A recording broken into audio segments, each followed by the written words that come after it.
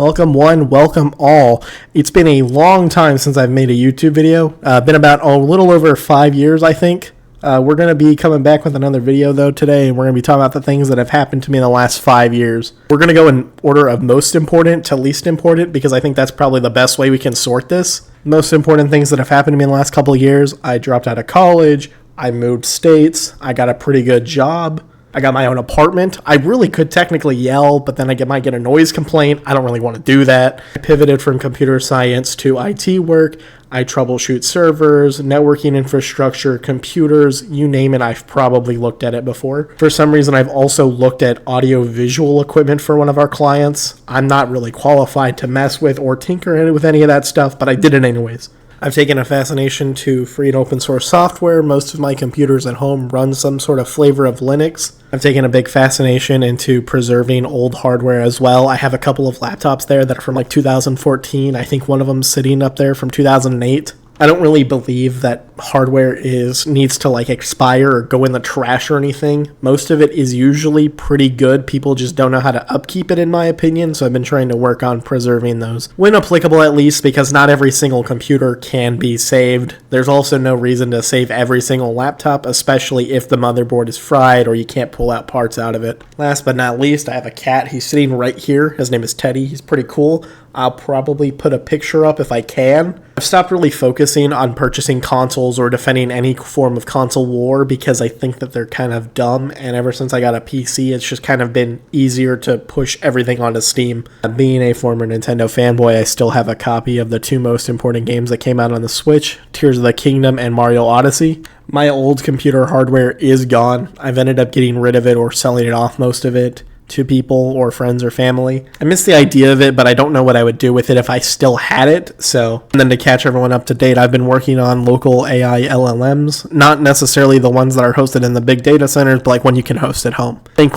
Mistral, Quen, maybe Gemma, anything you can get from Olama, really. Generally, I try to go with models that don't have image generation capabilities because I don't really like that stuff. It always looks uncanny or gross. It's mostly chatbot and coding help, basically. I think AI suffers from the same problems that VR does, where it's the technology's cool, but it's not really there yet, and people don't know how to stop pushing it. Especially companies shoving it down people's throats unnecessarily. Working in the IT industry, I've seen the changes Microsoft is making to Windows 11. I've seen them plan to call it an agentic operating system, whatever that means. My work-issued laptop has a Copilot button on it, but I just don't use it. I think I have it disabled, or it's a macro now. I don't like all the changes Windows 11 has that Microsoft has forced onto Windows 11, so I use Windows 10 LTSC at home when I do need to use Windows, because I just think that it's a better system to have instead of Windows 11. When I have to get rid of Windows 10 LTSC, I'll probably just reallocate the storage from it and put it back into my Linux system. By the time the support runs out for Windows 10 LTSC, should either be 2027 or 2032. By 2032, Linux should either be a viable alternative to Windows,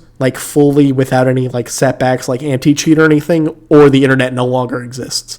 And at this point, either option is just as likely. I'm going to jump around again, and I'm going to talk about the apartment because I didn't really talk in detail about that. Moving in the apartment was a pain in the ass because I don't have a lot of furniture, so it's an empty shell of an apartment. The only thing I have is my desk, a coffee table with a TV on it, and no bed. I'm sleeping on the floor. I'm sleeping on the floor because of preference right now. I'm waiting to get paid so I can get that bed. After getting all the stuff for the kitchen and trying to get settled in, I ended up cutting my finger on the chef's knife while cooking. I had to go to the hospital for it. They had to stitch it up, and it has a splint on it. I don't know if you can hear this, but they put a whole metal splint around it and everything. I can't take it off, and it's going to be here for the next 9 days. It is a bit of a pain in the ass because my right hand is the most dominant hand I have, writing, typing, everything, and I have to keep my pinky up like I'm Patrick in that one SpongeBob episode. Compared to where I lived previously, everything is much closer than it was. And I am eternally grateful for that because I hated driving an hour to go to the micro center. If I wanted to do anything with any of my friends there, I had to drive an hour. I had to wait in traffic for 30 minutes. Generally, they would have been like a 30 to 45 minute drive, but because of traffic, it was always going to be an hour. So now it'll take like 40 minutes to get where I want to go, like micro center, but that's with traffic included. I guess the last thing I can talk about is things I've been doing in my free time. I've been playing a lot of video games, been making a lot of friends, been working on a lot of separate, smaller projects. Some of my projects include making a Minecraft server that was operating 24/7 out of my house, building a website for one of our family friends,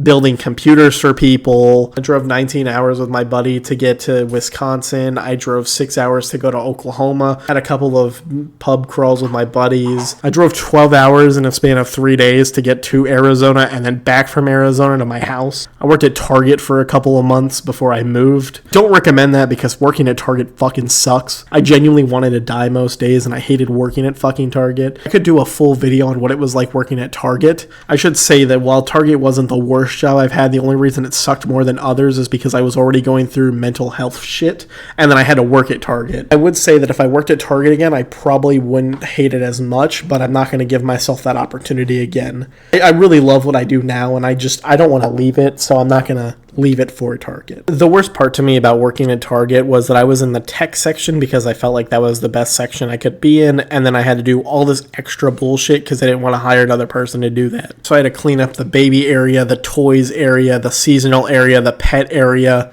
and then still be around to answer questions and clean up everything. If it was just one of those parts, like just answering technical questions and just doing like inventory in the tech area, it would have been fine, but I was responsible for all of those other areas too, so it made it just that much worse. But I'm going to cut that short because I want to talk about that at length eventually, just not right now. Other than that, I'm doing fine. I'm doing great. I feel healthy. I don't feel like a piece of shit. Honestly, it's going pretty good overall, and I can't really complain. And recently I wanted to get back into making YouTube videos, so I figure why not do an update video on where I've been. I would like to say that I'll probably have another video out later this week, but I'm not going to make any promises because I don't want to be held to that. I kind of just want to make YouTube videos as I feel them, and I'm going to try to do more unscripted videos because I feel like scripted videos are kind of like really easy to get lost in. One of the big hurdles with making a YouTube channel is that I always get bored while making a script and I never finish it, so I'm going to try to do more unscripted content just because I don't really like following that script and writing it out. I'm kind of just going to feel around to get an idea of what I want to make a video on and go from there. If I do a scripted video, it'll probably be a much larger video. Like I made a Linux iceberg that I wanted to make a video on, but it's just so long and I haven't actually recorded the audio for it. I kind of want the channel to be a mixture of random videos, like maybe here's a scripted video that's longer, and then maybe here's a bunch of like smaller non-scripted videos, and then maybe every once in a while you'll get a video on how to use Linux, maybe an update video on like what's going on within Steam's like Linux sphere or Steam OS. Maybe I make a Linux how-to video, like how to use your Linux machine or update it or something. And if I do videos like that, I'll probably have a little indicator in the thumbnail like, hey, this is a Linux video, so people don't have to click on it if they don't want to. Maybe I'll talk about something that's going on within the gaming industry, like news-wise. Maybe I make a video on like the Game Awards or Summer Games Fest. I just don't want to make content I don't find interesting. If I make the same video over and over again, or the same like scheduled videos, like I have to make a video on the Steam Deck, or I have to make a video on like Steam OS or Linux, I'm going to bore myself. I'm going to try to take it slow so I can be consistent with it, and you probably won't see a consistent upload schedule per se, but you'll see like uploads every once in a while. I don't want to overpromise and overdeliver because I feel like that would be worse than just not posting at all. But I think that was everything I wanted to cover today, so as always, make sure you tip your waiters and waitresses, and honestly, just have a good night.